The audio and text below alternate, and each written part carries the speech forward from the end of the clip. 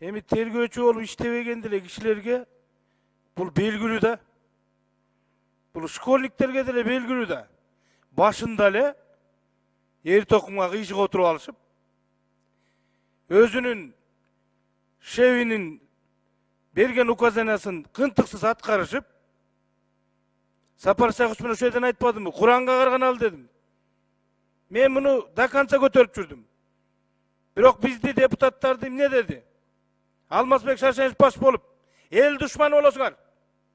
57-нчи курулган ТЭЦ эртең токтоп калса, Кожоюк Жайчиевич, элдин душманы сен болосуң. Билип ал ушуну десе, биз болгону ратификация кылып бердик. Урматтуу депутаттар, аткаруу бийлиги деп ат айтып атат. Аткаруу бийлигине тапшырманы мына берип атабыз. Сентябрда заключение берип атам. Бүт мынакей тергөөчүлөр окуп чыкты да. Бердеги замечаниялардын баары бар. ТОсу жок. Ошол кездеги министр институцияга берип атам мен. Бул эл аралык келишимге жатабы деп. Мамбеталиева берип атат, жатпайт деп. Гонконгтон болбойт, берден болот деп сотту берип атам. Аны укпастан колу бутту бурап, Сапар Сакыч баш болуп, аткарылып бүткөндөн кийин комитет менен барып текшерели.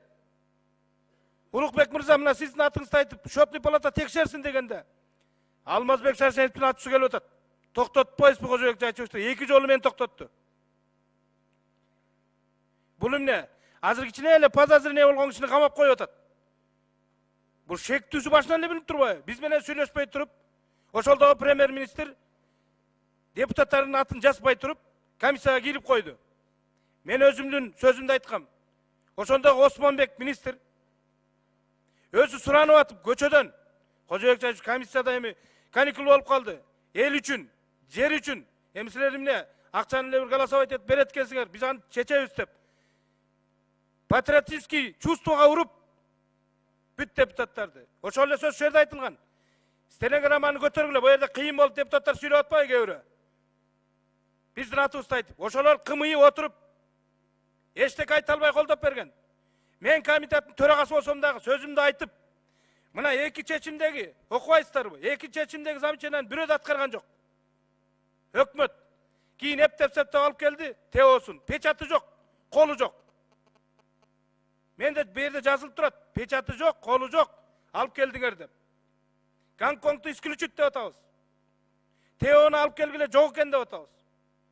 Ошондо эмне үчүн тендер болгон жок деп жазып берип атабыз. Муну аткаруу бийлиги көңүлгө да алган жок. Уруп да койгон жок.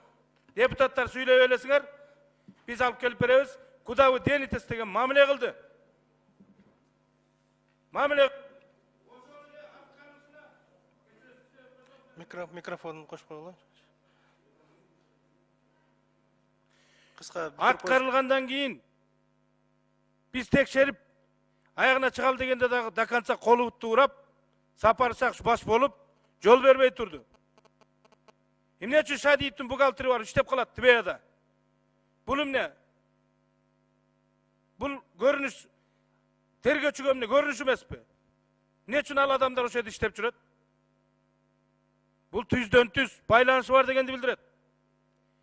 150 миллионга түзүлгөндү, ошондо 386 миллион деп алып келип атышат. Ошондо кыйкырып чыктык, ошондо болуптур дедик. СМЕК деген компания келди. Тендер кылышсын, биз специально курган компаниябыз. Биз куруп беребиз арзанга деп сунуштарын берип атты. Аны дагы көңүлгө илген жок. ТБАны ким алып чыкты? Бу жерде Рая деген советник бар экен, посольствода. Мына ошол берди деп туруп алып келишти.